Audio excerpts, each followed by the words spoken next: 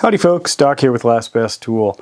And one of the joys of doing a YouTube channel, especially about tools, is you get contacted by tool companies. Actually all kinds of different companies. And those companies then are interested in having you, meaning me in this case, try out their tools, do a video, show them off, and then hopefully drum up some business. Well, I get all kinds of different things sent to me. Emails sent to me that ask if I'm interested in somebody's tools or lights or whatever their product is. And first of all, I do look at them and often, spend some time Googling around, seeing if it seems legit or worthwhile. Most of the time, no, I don't bother with it. Sometimes, if it looks good enough, I'll actually send an email back, but I don't say yes. I ask a few questions. And what I'm trying to do is establish, am I talking to, like a real person or somebody who's sending out, tons and tons of emails.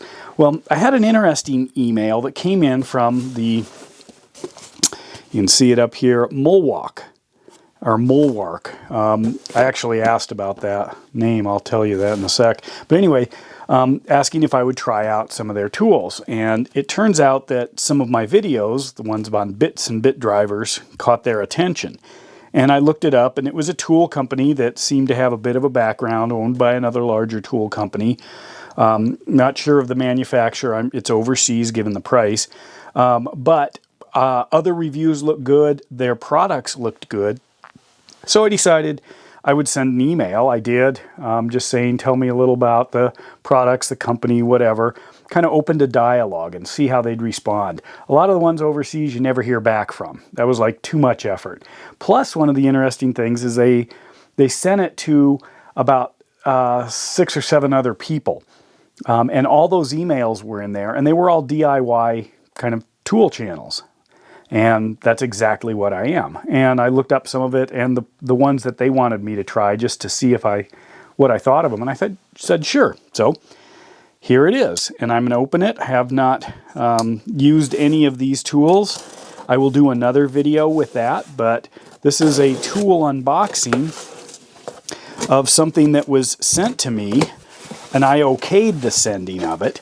And it means it's not out of the blue. I knew it was coming, and I had some time to do a little bit of homework about it. Sometimes companies contact me and just want to send me something very specific because it might be brand new. Sometimes they want to send something that, it's like, I have no idea why they want to send it. It's like some other things going on.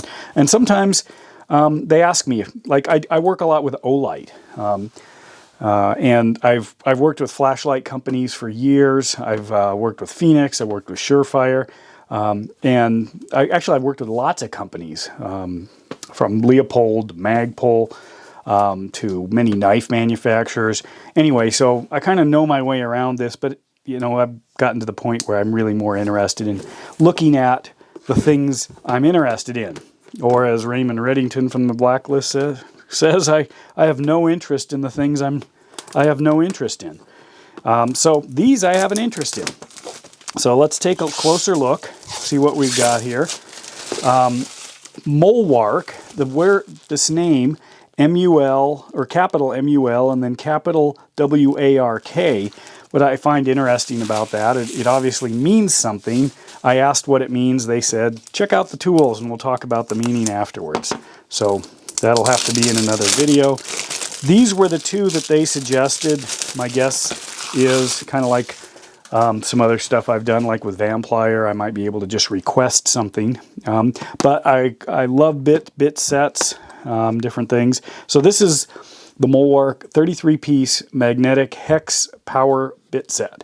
And the length of these is kind of what attracted me. Any particular information here? Made in China.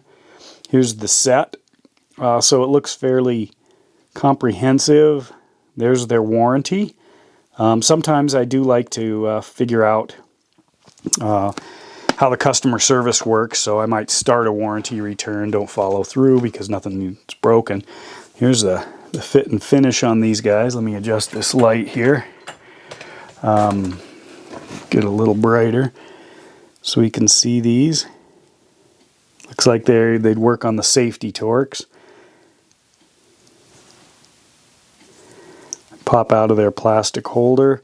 That's kind of neat, that length. Look at that guy, little teeny weeny one. Yeah, somebody commented I need to cut my fingernails. Well, I usually would just break them off. But sometimes, especially with COVID, I'm not doing quite as much.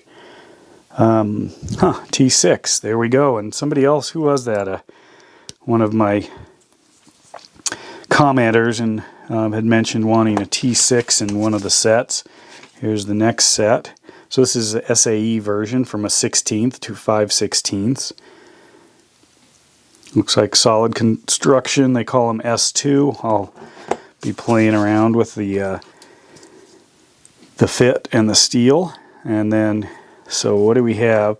So we've got our Torx set, we've got our SAE, and we've got our metric all in the long reach there. So I'll give those a shot. Now what do we have here? We have got the MulWark. Comes in a case. That's kind of nice. What are we working with here? Again, made in China. How to use it. What all's in here? So we have a 37-piece bit set, it looks like, 20-piece nut driver, and then bit extensions, telescoping magnetic bit pickup. I don't know, let's see what all this is. So here's the case. Looks like a little rough handling. I'll have to reassemble this, but lots of bits. Same S2 steel. So I've got all the short bits, magnetic connection. Here's a guide. Let's check out this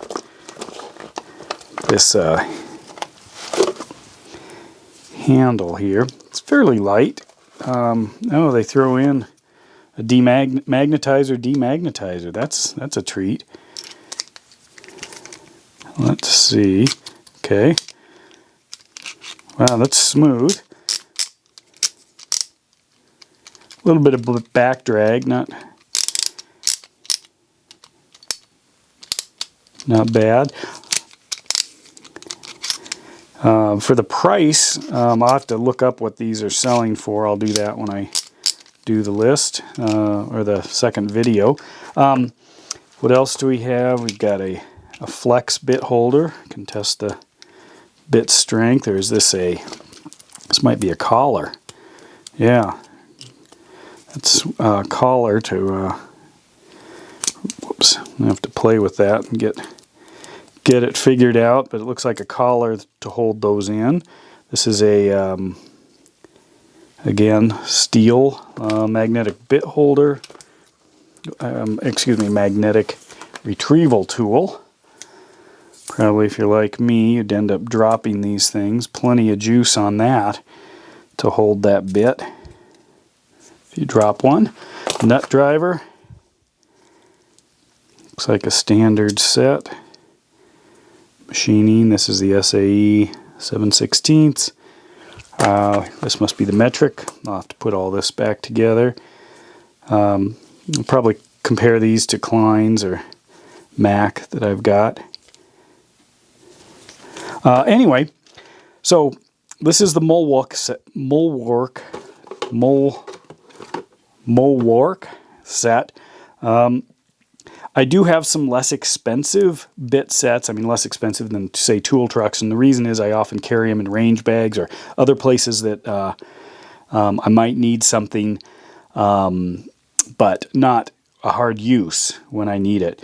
And it's hard to mess up some of these if they fit, and I'll try these in different fasteners and give those a shot, and see where this all goes. I can compare it. It's not PB Swiss, but then I think this whole set might sell for about as much as a standard PB Swiss driver. One of the other things is sometimes the bits can be sacrificial, and you don't want to spend a ton of money on bits that you might end up destroying. But anyway, I'll let you know when I discover more about the quality of this, and we'll see what happens. Oh, by the way, I usually go over knives. This is a Falk & Even LTC. This is the legal to carry. It's a completely featureless knife. No locking mechanism. No way, absolutely no way to open it with gravity or a flick or anything else. No texture anywhere. It's kind of a slip joint, old school design. But this particular blade is 3G steel. It's not only that, it's a laminate steel made. This is a Swedish knife company, so it's a really high-end, featureless, ugly knife. Not ugly. Interesting. Just nothing to it, and that's to make it hopefully legal in almost all jurisdictions that you actually can have a knife of any kind. Anyway, with that, Doc out.